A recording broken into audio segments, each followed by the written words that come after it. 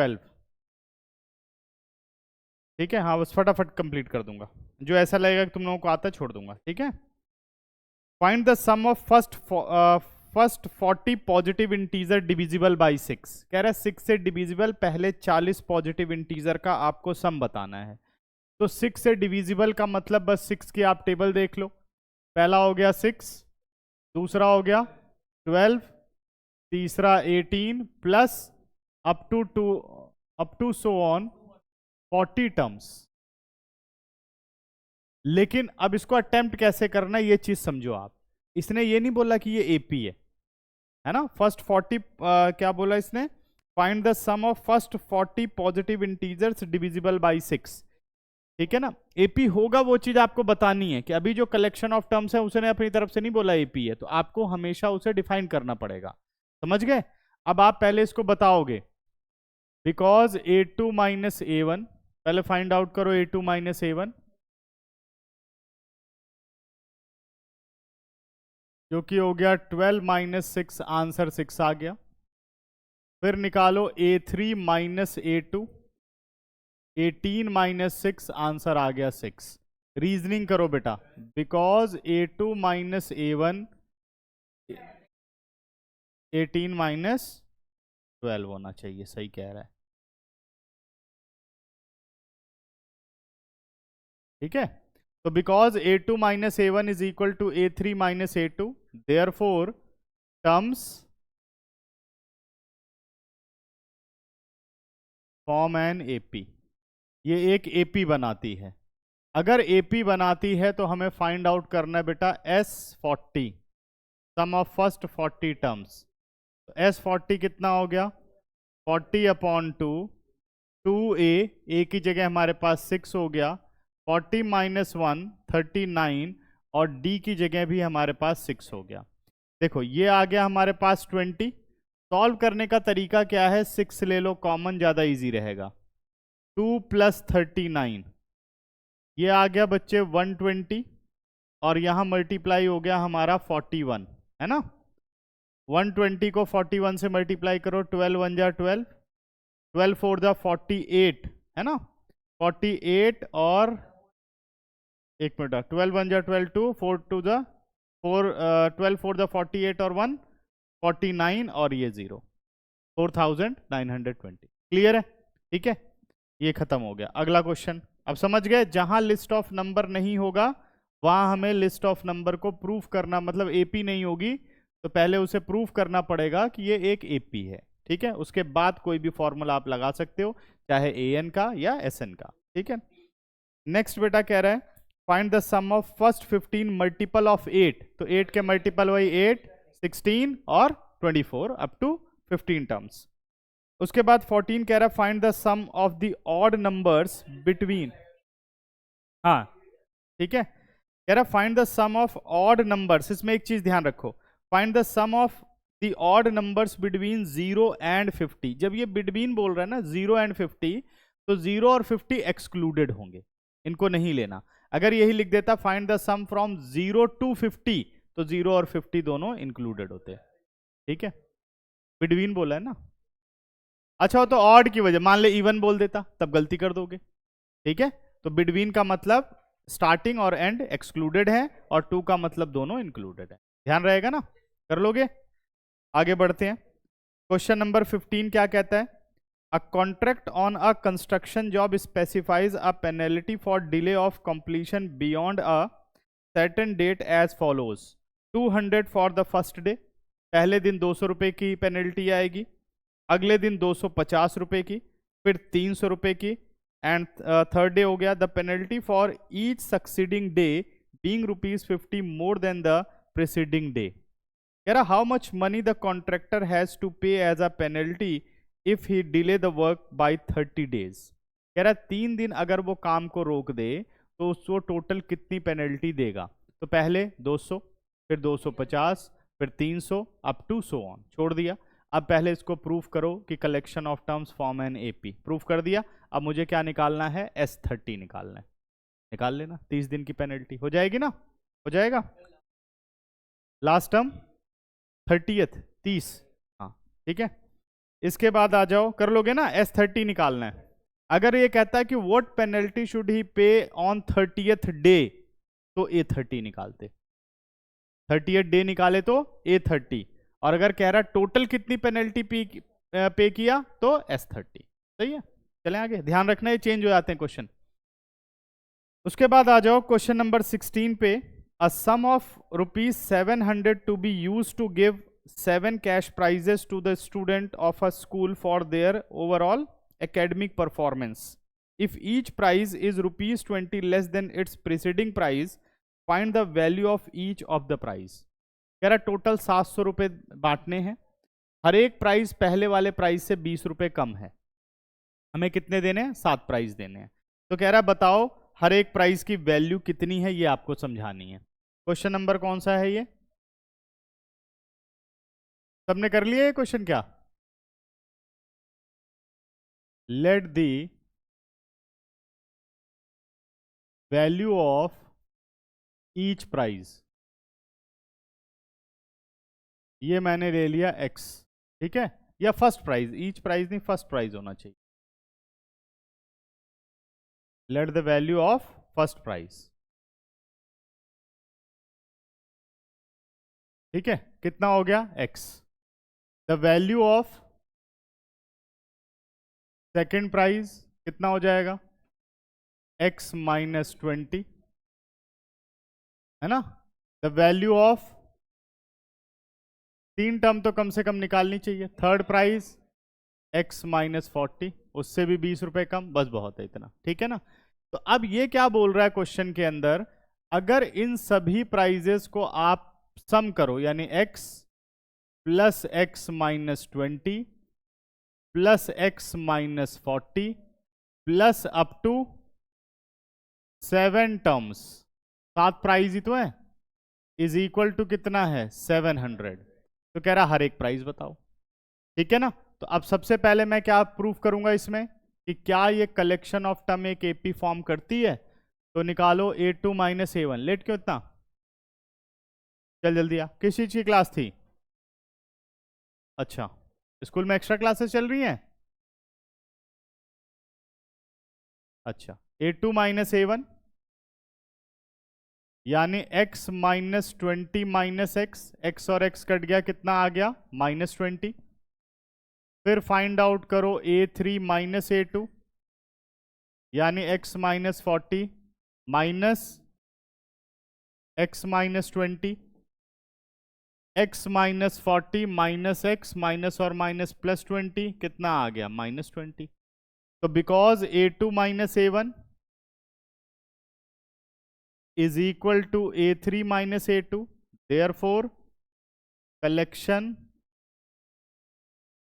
of terms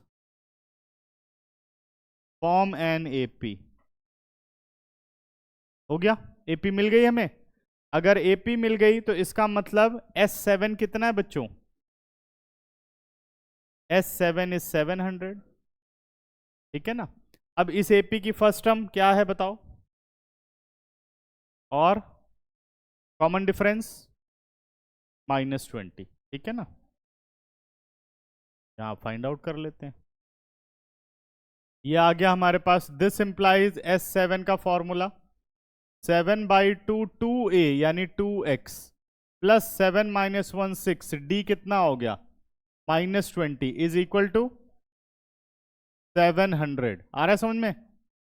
अब आपने क्या करना है, क्रॉस मल्टीप्लाई कर दो सीधा। इधर आ गया हमारे पास 2x minus 120, 700 multiply by 2 upon 7, ये आ गया 2x माइनस 120, 2x माइनस 120, 7 को कट किया, ये कितना आ गया हमारे पास? 100, 100 into 2 200। This implies 2x is equal to 200 plus 120। तो कितना आंसर आ गया? 2x is equal to 320, 2x is equal to 320। What about x? 320 divided by 2, 320 divided by 2। Mayank बातें नहीं। x कितना आ गया 160, ठीक है ना। तो अब मैं क्या कह सकता हूं भाई, फिर प्राइजेस क्या बन गए, ठीक है ना, दिख रहा है ना इतने पे।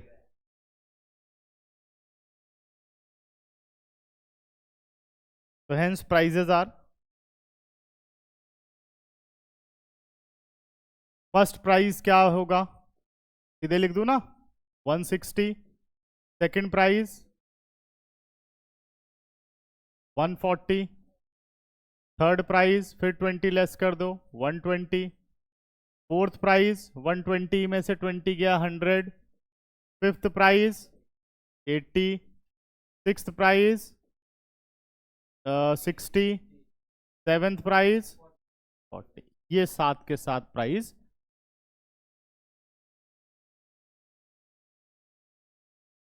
क्वेश्चन नंबर 18 पे आओ बच्चों, इंपॉर्टेंट मार्क कर लो।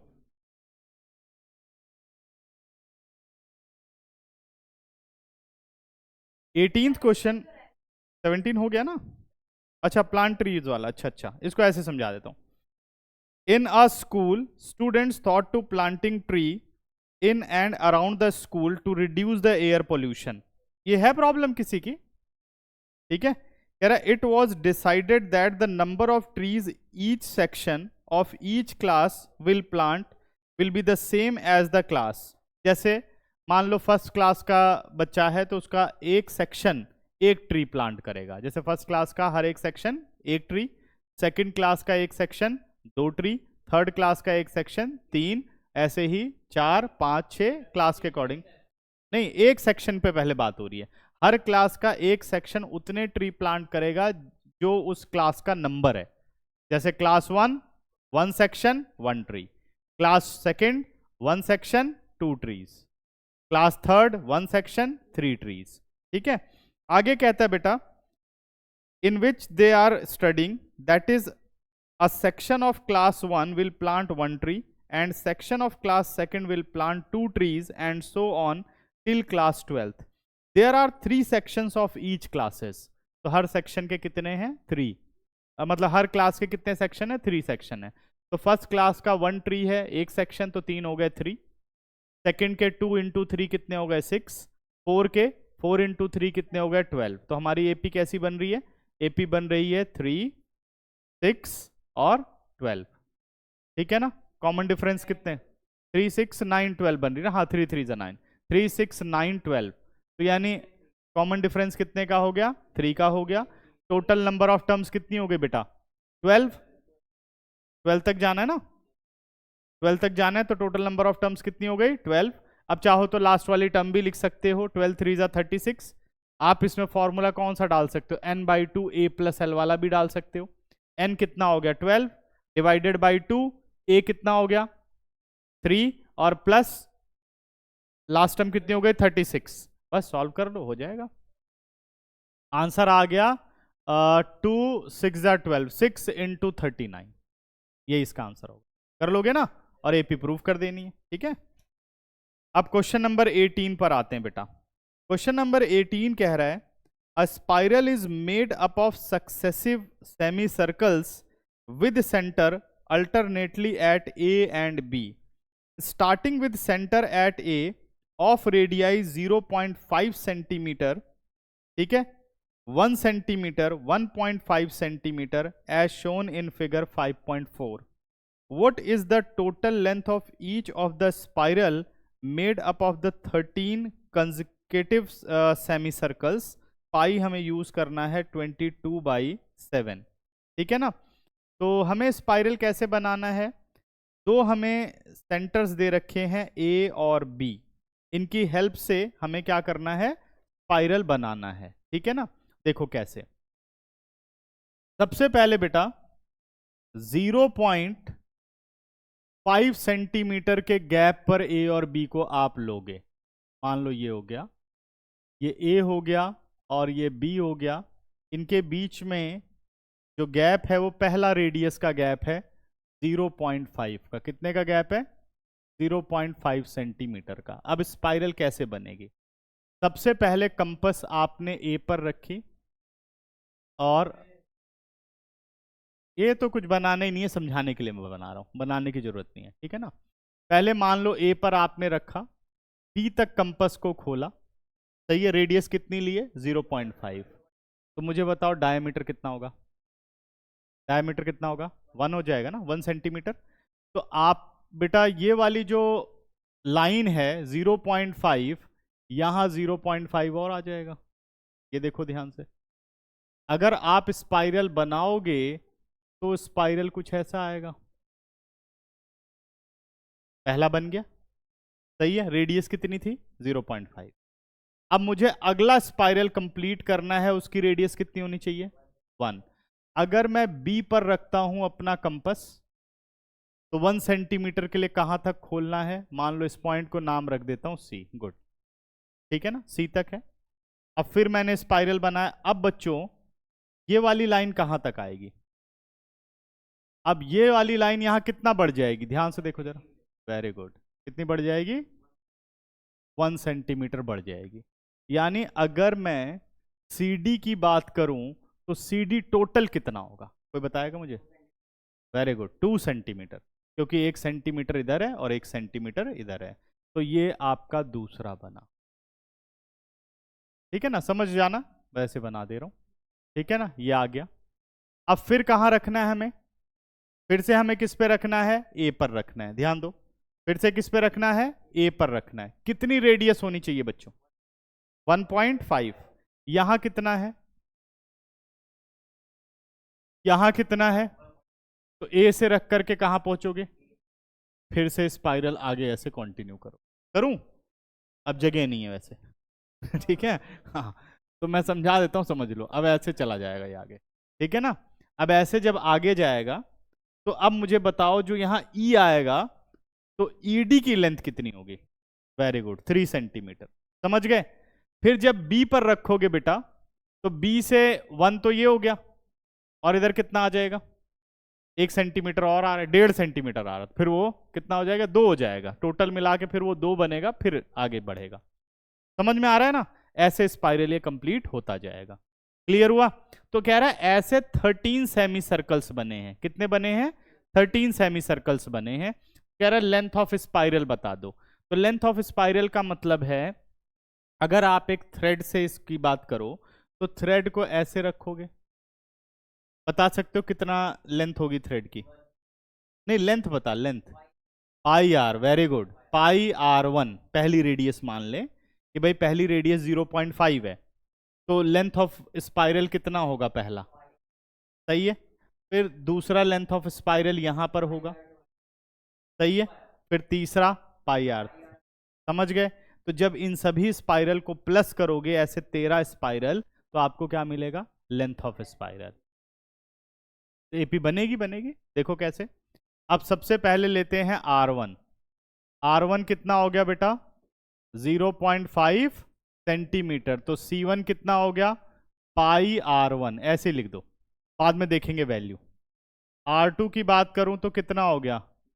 1 सेंटीमीटर। तो C2 कितना हो गया? पाई R2। और R3 की बात करूं तो 1.5 सेंटीमीटर। तो C3 कितना हो गया? पाई R3। ऐसे हम कंटिन्यू गए, कहां तक? 13 टाइम्स। लिखेंगे नहीं, कितने टाइम्स चले हम ऐसे? 13 टाइम्स, ठीक है ना। तो अब बेटा अगर मैं लेंथ ऑफ स्पाइरल की बात करूं, ठीक है, लेंथ ऑफ स्पाइरल,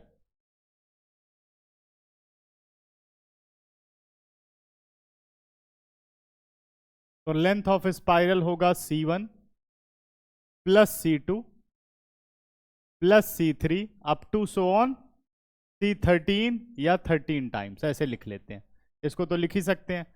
तो ये आ गया बेटा pi R1 plus pi R2 plus pi R3 up to so on 13 times. कितना हो गया? 13 टाइम्स।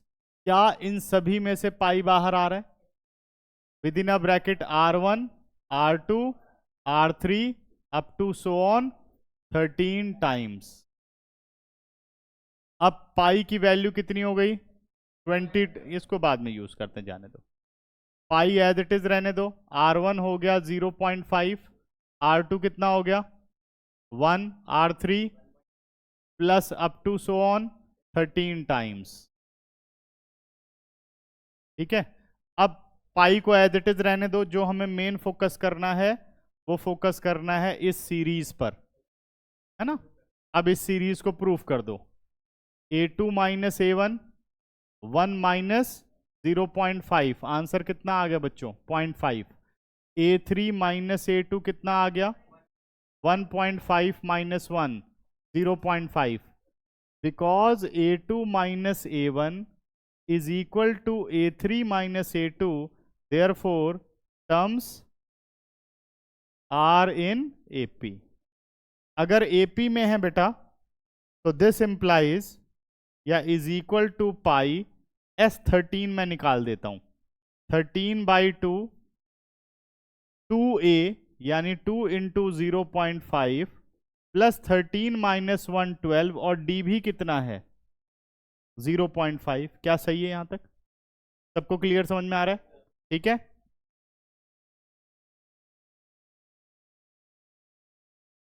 अब बढ़ते हैं जरा हम आगे। तो ये आ गया हमारे पास, पाई को चेंज कर देता हूं 22/7 13/2, और यहां सॉल्व करूं तो 2 इंटू 0.5 कितना हो गया 1, और 12 इंटू 5 कितना हो गया 60 यानी 6। ठीक है जी, तो 2 11 11 इंटू 13/7 इंटू 7 कट गया, 11 इंटू 13 143 सेंटीमीटर। इसका ये कैलकुलेशन करने का तरीका याद रखना। ठीक है, समझ गए? ऐसा मत करना कि सारे के सारे पहले पाई R1। चलो जी, क्वेश्चन नंबर 19 पर आओ। ये भी इंपॉर्टेंट क्वेश्चन है। क्या बोलता है 19 क्वेश्चन कि 200 locks are stacked in the following manner, 20 locks in the bottom row, 19 in the next row, 18 in the row next to it, and so on.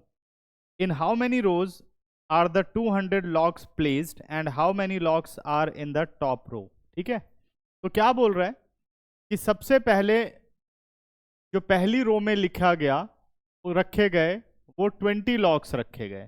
पहली रो में कितने रखे गए 20 लॉक्स रखे गए, दूसरे में 19 रखे गए, तीसरे में 18 रखे गए, और ऐसे ये चलता गया। और हमें इस पैटर्न में कितने लॉक्स लगाने हैं 200 लॉक्स लगाने हैं। और हमें ये कह रहा है कि बताओ ऐसी कितनी रोज बनेंगी फिर जिसमें 200 लॉक्स आ जाए। अगर मतलब मान लो मुझे लॉक्स काउंट करने हो तो मैं तो ऐसे करूंगा ना, पहले में 20 प्लस नेक्स्ट में 19 प्लस नेक्स्ट में 18 प्लस 17, ऐसे करते हुए कितने कंप्लीट होने चाहिए हमारे 200। इसका मतलब यहाँ सम की बात हो रही है। और उसके बाद अगर मैं कह दूं कि एपी की फर्स्ट टर्म में कितने नंबर ऑफ लॉक्स हैं तो 20 हैं। अगर मैं पूछना चाहूं कि एपी के मतलब इसके थर्ड रो में कितने लॉक्स होंगे, तो आप समझ गए कि मुझे इस एपी की थर्ड टर्म बतानी है। समझ गए? अगर आपसे पूछे कि भाई इसमें अगर मान लो 9 रोज बनती हैं, कितनी बनती है 9 रोज बनती हैं, तो 9th जो रो है उसमें कुल कितने लॉक्स होंगे, तो इसका मतलब मुझे A9 निकालना है। समझ में आ रहा है ना? तो नंबर ऑफ लॉक्स और पोजीशन ऑफ टर्म कैसे रिलेटेड है, समझ में आ गया? ठीक है ना, जो टर्म है वहां पर नंबर ऑफ लॉक्स आप बता सकते हो। ठीक है ना, अगर आप उस टर्म की वैल्यू निकालोगे तो वो बताएगी कि उस रो में कितने लॉक्स हैं। ठीक है ना, तो अब हम पहले लेट करते हैं, let total number of rose, let the total number of रोज कितनी हो गई हमारे पास n। ठीक है ना, अब सबसे पहले ये वेरीफाई करो कि क्या ये एक एपी है। A2 माइनस A1 निकालो, A2 minus A1, 19 minus 20 minus 1 हो गया। A3 माइनस A2 निकालो, 18 माइनस 19 कितना हो गया बच्चों -1, because A2 minus A1 is equal to A3 minus A2, therefore terms are in AP। तो टर्म्स किस में है? AP में है। अगर टर्म्स AP में है तो इसका मतलब मुझे SN गिवन है 200। अब इस SN की हेल्प से मैं N फाइंड आउट कर सकता हूं, यानी total number of rows find out कर सकता हूं। ठीक है ना? This implies SN is N by 2, 2A plus N minus 1 into D is equal to 200। अब बताओ A की वैल्यू कितनी है? A की वैल्यू कितनी है? 20। This implies N by 2, 2 into 20 plus N minus 1, D is minus 1 is equal to 200।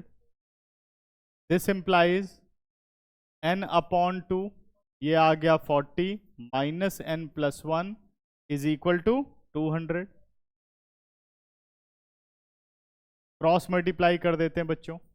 N into 41 minus N is equal to 400। Bracket खोलूं तो ये बन गया 41N minus N square is equal to 400। अब ये सारी चीज़ें राइट पर ले जाओ। N square minus 41N plus 400 is equal to 0। ठीक है, जब फैक्टर बनाओगे तो 25 और 16 बनेंगे इसमें। ठीक है, 16 5 जा कितना हो गया? 80, और 16 2 जा 32, और 8 400। ठीक है ना? यही बनेंगे। बना लोगे ना कि बनाऊं? अब इतने तुम लोग होशियार होने चाहिए। Minus 25N minus 16N plus 400 0। First two में से N common, N minus 25, next में से 16 common, N minus 25 0। First factor is N minus 16, second factor बच्चों N माइनस 25 0। ठीक है, तो इधर N इज इक्वल टू, इधर N is equal N minus 16 is equal to 0 और N minus 25 is equal to 0। This implies N is equal to 16 और N is equal to 25। अब यहां प्रॉब्लम आ गई ना कि दो हो गए, दोनों पॉजिटिव हैं, दोनों पॉजिटिव इंटीजर हैं, तो इसका मतलब दोनों नंबर हो सकते हैं। ठीक है ना? समझ गए? अब प्रैक्टिकली सब सोच रहे हैं कि जब भाई कोई चीज 16 रो में रखी जा सकती है तो 25 में कैसे रखी जाएगी? हो सकता है कैसे? है उसका सम 0 हो जाएगा। बट ये तो हो गया नंबर ऑफ टर्म्स के बारे में। अब नंबर ऑफ लॉग्स 0 लगाने का क्या मतलब है? हैं कि जैसे मान ले नंबर ऑफ लॉग्स अब बचे ही नहीं, तो क्या समझेंगे कि रख देता हूं, ये रहे होंगे, फिर ऐसे रख देता हूं हवा में, हैं ऐसे कि नहीं? समझ गए? हाँ, नहीं नहीं कोई बात नहीं, नहीं कोई बात नहीं, सही क्वेश्चन पूछ रहा है वो। ठीक है ना? अब क्या हो गया कि अगर ये टर्म्स की बात होती तब तो वो इमेजिनरी बातें थी कि कैसे भाई सम दोनों पॉसिबल हैं। एक्सप्लेन द डबल आंसर हमने किया था ना, एक्सप्लेन द डबल आंसर, कि भाई 16 के आगे कितनी टर्म्स होती? 17 से लेकर के 25 तक। तो उसमें तो हम ये प्रूफ कर देते बेटा, because sum of 17 to 25 terms is 0, therefore both answer are exist. समझ गए? ठीक है, इज एग्जिस्ट। ठीक है, चला। हाँ, अब इसके बाद बात करते हैं कि भाई उसने बोला लास्ट रो में क्या होगा, तो an कितना आ गया हमारे पास? an हो गया a plus n minus 1 into D. तो an का मतलब क्या हो गया? a 16, a की वैल्यू कितनी हो गई? a की वैल्यू हो गई 20 प्लस 16 माइनस 1 15, और d कितना हो गया बेटा? माइनस 1। 20 माइनस 15 आंसर कितना आ गया? 5। यही आ गया ना? तो this implies number of logs in last row, या इन 16th रो, या लास्ट रो एक ही बात है, 5। तो यहां तो बात करेक्ट है कि भाई इसलिए 16 पॉसिबल हो सकता है। इसलिए 16 पॉसिबल हो सकता है क्योंकि ये हर बात जस्टिफाई कर रहा है।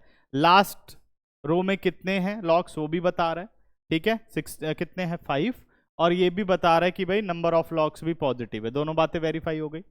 अब इसके बाद निकालो A25, क्या निकालना है, यानी number of locks in 25th रो, तो A प्लस 24D।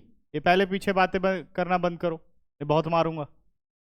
ये आ गया 20,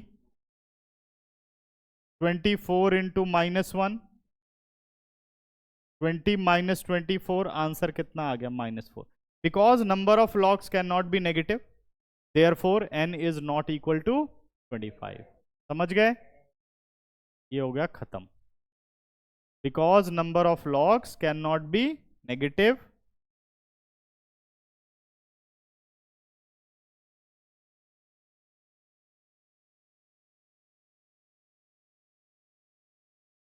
क्वेश्चन नंबर 20 क्या कह रहा है कि एक कंपटीशन है, in a potato race a bucket is placed at a starting point which is 5 meter from the first potato and the other potatoes are placed 3 meter apart in a straight line, ठीक है, there are 10 potatoes in the line.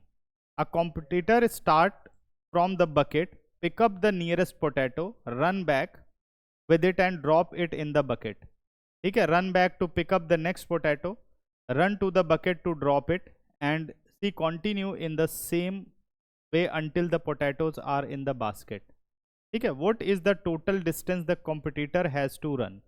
तो सबसे पहला अगर मैं distance देखूं और total number of potatoes कितने बोले हैं उसने, 10 पोटैटोज बोली हैं, ठीक है। तो ये क्या बोल रहा है क्वेश्चन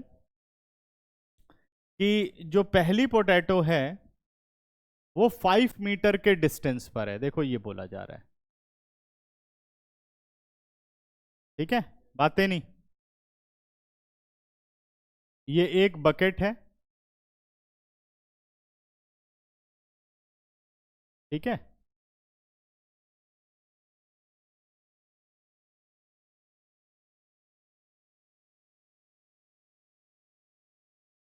और जो कॉम्पिटिटर है पहली जो पोटैटो है वो 5 मीटर के डिस्टेंस पर है, ठीक है ना। ये फर्स्ट हो गई, फिर उसके बाद ये सेकंड हो गई, ये थर्ड, ऐसे 10 नहीं बनाऊंगा, ये 4, और ऐसे 10 पोटैटोज की बात वो कर रहा है, ठीक है ना। तो पहला वाला जो डिस्टेंस है वो है 5 मीटर, पहला डिस्टेंस है 5 मीटर, फिर 3 मीटर, 3 मीटर और 3 मीटर, ऐसे 10 पोटैटोज पर काम है, ठीक है ना। तो क्या करते हैं, सबसे पहले यहां से चलना शुरू करते हैं, फर्स्ट पोटैटो उठाते हैं, पहले यहां से गए इधर उठाया और फिर रिटर्न आए, यानी 10 मीटर का डिस्टेंस।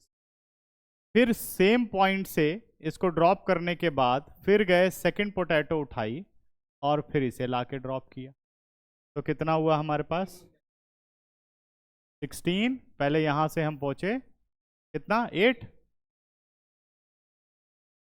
यहां से हम गए यहां तक, सेकंड पोटैटो उठाई और फिर इसको हमने ड्रॉप किया, तो 8 एक बार में, डबल किया तो 16, सही है ना। फिर ऐसे थर्ड पोटैटो उठाई, कितनी हो गई 5, 3, 8 और 3 11, थर्ड पोटैटो उठाने में, और फिर इसको यहाँ पे कर दिया 22, ठीक है, फिर वहाँ से दौड़े, समझ गए। तो इस तरीके से अगर मैं डिस्टेंस कवर की बात करूँ तो डिस्टेंस जो कवर हो रहा है वो पहला डिस्टेंस है अपना 10 मीटर, दूसरा डिस्टेंस है 16 मीटर और तीसरा डिस्टेंस है 22 metre.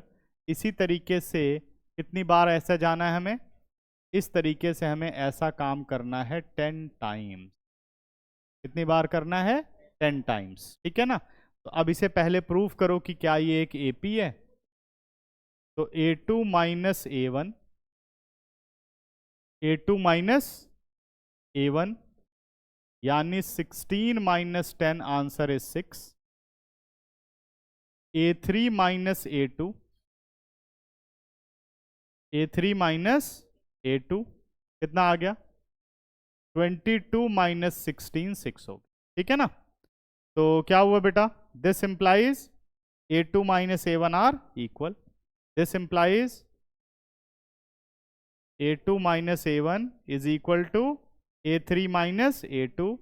This implies terms are in AP. क्या हो गया भाई इसको, this implies terms are in AP, ठीक है। अभी कहाँ इसने पढ़ी मैथ्स, इसे या तो मैथ्स मेरे व्हाइट बोर्ड ने पढ़ डाली है। कितना आ गया AP, क्लियर है, समझ गए। तो अब मुझे टोटल डिस्टेंस निकालना है, तो क्या निकालना पड़ेगा, टोटल डिस्टेंस हमारे पास आ गया S10। अब S10 का फॉर्मूला डाल दो, 10/2 2a कितना डिस्टेंस है बेटा 10 प्लस 10 माइनस 1 9 और d कितना निकला हमारा 6, क्लियर है। ये आ गया बच्चों 5, अंदर क्या आ गया 20 प्लस 54 यानी 5 इंटू 74, 5 4 20, 35 और 2 37, 370 मीटर।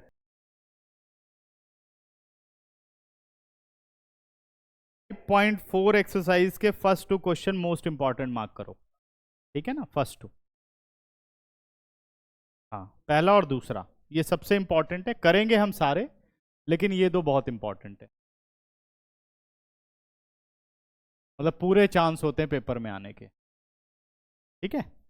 तो फर्स्ट क्वेश्चन कह रहा है बेटा which term of the AP इसने दी हमें is first negative term, which term of the AP is first negative term. Question number 1, हमें एपी गिवन है बच्चों 121, 117, 113 टू सो ऑन। अब देखो ध्यान से एपी धीरे धीरे क्या हो रही है, कम होती जा रही है, कॉमन डिफरेंस जो है इसका माइनस कितना है -4 है, तो ये पक्का पता है कि कभी ना कभी नेगेटिव टर्म आएगी अगर ये कंटिन्यू ऐसे चलती रही।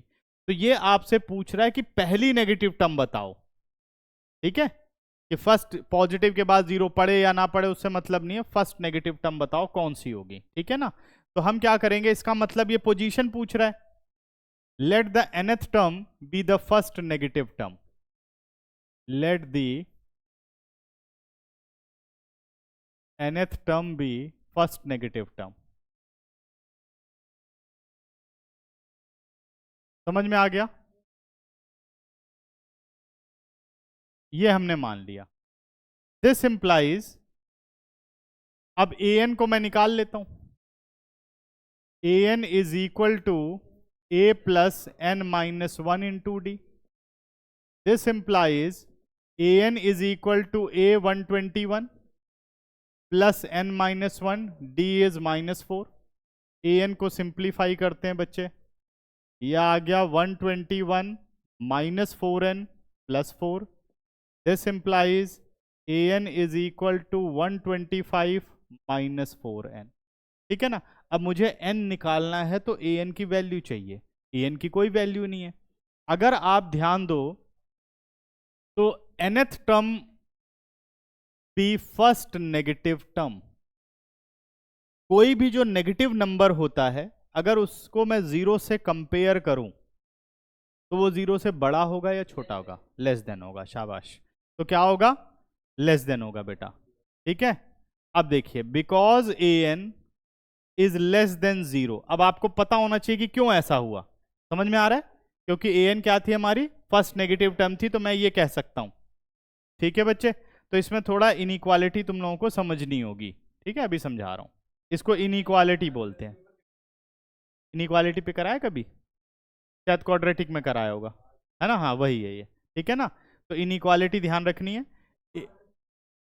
an को क्या लिख सकते हो बेटा, an को लिख सकते हो 125 माइनस 4n लेस देन 0, ठीक है ना।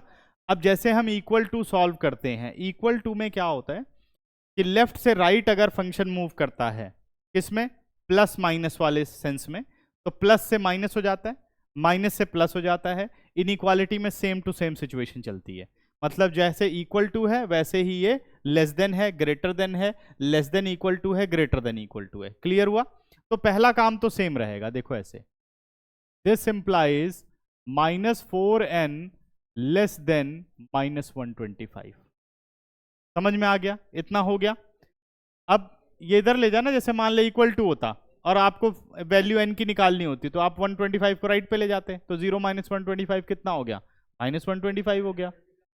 डिवाइड और मल्टीप्लाई ही सीखना है, प्लस माइनस समझ में आ गया? प्लस माइनस में एज इट इज आपको काम करना है। लेकिन जब डिवाइड और मल्टीप्लाई की बात आती है, जैसे बेटा -2 इज ग्रेटर देन -5, क्या ये सही है? -2 इज ग्रेटर देन -5, ठीक है। इसी तरीके से -2 इज लेस देन 5, ये भी ठीक है। दोनों बातें सही हैं। अब ये अगर इक्वल टू होता तो मैं माइनस और माइनस कट कर देता, 2 इज इक्वल टू 5। अगर मैं ये माइनस और माइनस काट दूं तो 2 ग्रेटर देन 5, ये स्टेटमेंट सही है या गलत है ना? ये माइनस कटने का मतलब क्या होता है? Multiplying by -1 on both side, ये मतलब होता है, ठीक है ना? तो माइनस से अगर आप मल्टीप्लाई करते हो या डिवाइड करते हो तो इनइक्वालिटी साइन को चेंज करना है। माइनस से मल्टीप्लाई या डिवाइड करते हो तो इनइक्वालिटी साइन को क्या करना है? चेंज करना है। अगर लेस देन है तो ग्रेटर देन हो जाएगा, ग्रेटर देन है तो लेस देन हो जाएगा। ऐसे ही बेटा अगर ये माइनस इधर शिफ्ट करना चाहूं तो इसका मतलब माइनस शिफ्ट हो रहा है, इनइक्वालिटी साइन चेंज। क्या अब स्टेटमेंट ट्रू है? बात समझ गए? तो अब जैसे -4 है, इक्वल टू होता तो सीधे -4 नीचे ले जाते। नीचे ले जाने का मतलब क्या है? Dividing both side by -4। तो वही आप यहां कर रहे हो, डिवाइडिंग बोथ साइड बाय -4 का मतलब n माइनस से डिवाइड या मल्टीप्लाई होगा तो इनइक्वालिटी साइन को आपको चेंज कर देना है। समझ गए बच्चों? अगर माइनस से मल्टीप्लाई और डिवाइड करोगे तो इनइक्वालिटी साइन रिवर्स हो जाएगा। अगर लेस देन है तो ग्रेटर हो जाएगा, लेस देन इक्वल टू है तो ग्रेटर देन इक्वल टू हो जाएगा, और ग्रेटर देन इक्वल टू है तो लेस देन इक्वल टू हो जाएगा, ग्रेटर देन है तो लेस देन हो जाएगा। ठीक है ना? तो इतना छोटा मोटा तो आना ही चाहिए ना, ठीक है? बिल्कुल आ सकता, आया हुआ है कई बार, तुम्हारे अभी इसी पेपर में होगा ये वाला क्वेश्चन। हाँ जी, n ग्रेटर देन 4 3 जा 12, माइनस और माइनस कट गया, 4 3 जा 12, 4 1 जा 4, कितना आ गया? 10, 4 2 जा 8, 4 5 जा 20, इतना आ गया। कह रहा है n 31.25 से ग्रेटर है। अब n क्या होता है? Natural number, number of term. तो this implies first negative term is first negative term of the AP is equal to 30 second. ठीक है, 30 second term is the first negative term. समझ गए? 30 second term is the first negative term of given AP। समझ में आ गया? क्या नहीं समझ में आया? -4 से जब डिवाइड करोगे तो क्या बताया? इनइक्वालिटी साइन चेंज कर दो। अगर मल्टीप्लाई डिवाइड होता, अभी यही तो समझाया वहां पे, माइनस अगर शिफ्ट होगा तो क्या होगा? इनइक्वालिटी साइन इंटरचेंज हो जाएगा। पहले क्या था? लेफ्ट से राइट पे ले जाओगे नहीं सॉल्व करते हुए। अगर ये क्वेश्चन होता 125 -4n इज इक्वल टू 0, कैसे सॉल्व करते? कोई बात नहीं, वो भी ले जा सकते हैं, बिल्कुल ठीक है। हाँ ये भी ठीक है ना? तो अगर मान लो यहाँ पे ये काम कर दूं मैं, एक मिनट बेटा, तो मैंने कहा 125 ग्रेटर देन 4n, ये होगा ना? लेस देन 4n, सॉरी, आप 4n को उधर शिफ्ट कर रहे हो, इधर पहुंचा दो, कोई बात नहीं, ये कहना चाह रहे हो। अब वो पॉजिटिव है, पॉजिटिव से मल्टीप्लाई डिवाइड पर इनइक्वालिटी चेंज करने की कोई ज़रूरत नहीं है। तो अगर मैं 4 से डिवाइड करूं बेटा तो क्या बन गया? 125/4 से ग्रेटर देन n। क्या यही चीज़ नहीं बन रही है? इक्वल टू और inequality as it is handle किए जाते हैं, बस मल्टीप्लाई डिवाइड का ध्यान रखें। समझ गए? इक्वल टू में चाहे प्लस हो माइनस हो, इक्वल टू ही रहता है। लेकिन इसमें क्या होता है, अगर माइनस से मल्टीप्लाई डिवाइड करेंगे तो साइन को हमें इंटरचेंज करना होगा। ठीक है ना? समझ में आ गया? क्लियर है बात? वैसे भी कर सकते हो, सेम ही आ रहा है। ठीक है।